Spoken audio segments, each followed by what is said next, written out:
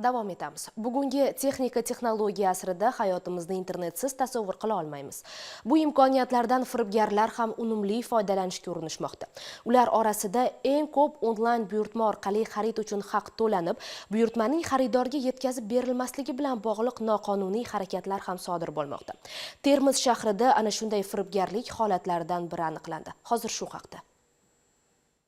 Ayrim qo'shtirnoq ichidagi onlayn do'kon sotuvchilari internet orqali mahsulotlar sotishini aytib, fuqarolarning ishonchiga kirishmoqda. Bunday kiber firibgarlar xaridorga soxta mahsulotlarni ko'rsatib, qisqa muddatlarga yetkazib berishini va'da qiladi. Oldindan pul mablag'larini olib, so'ng ko'zdan g'oyib bo'ladi. Mutaxassislar bu kabi holatlar firibgarlikning eng keng tarqalgan ko'rinishlaridan biri ekanligini aytishmoqda. Ulardan biri 2024-yil 20-noyabr kuni Termiz shahrida yashovchi fuqaro bilan sodir bo'ldi. U Instagram ijtimoiy tarmog'ida mebel po zakazu nomli kanalda turli xil ko'rinishdagi mebellar sotilayotganini ko'rib, sotib olmoqchi bo'ladi. Kanal egasi bilan bog'lanib, mebel buyurtma qilmoqchiligini aytadi.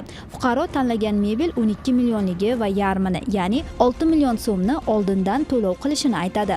Bu oldi-sotdini rasmiylashtirish maqsadida bank orqali soxta shartnoma ham tuzadi. Yarim mablag' o'tkazilishi bilan firibgar xaridorni bloklab qo'yadi. Fuqaro aldanganini tushunib yetib, darhol Termiz shahar Ichki ishlar boshqarmasiga murojaat qilgan. Tezkor harakatlar natijasida Surxondaryo viloyati Ichki ishlar boshqarmasi, tezkor qidiruv xizmati, kiber xavfsizlik bo'limi va Termiz shahar Ichki ishlar boshqarmasi xodimlari tomonidan mazkur firibgarlik holati aniqlandi va aybdor shaxslar qo'lga olindi. Hozirda Termiz shahar Ichki ishlar boshqarmasi huzuridagi tergov bo'limi tomonidan jinoyat ishi qo'zg'atilib, tergov harakatlari olib borilmoqda.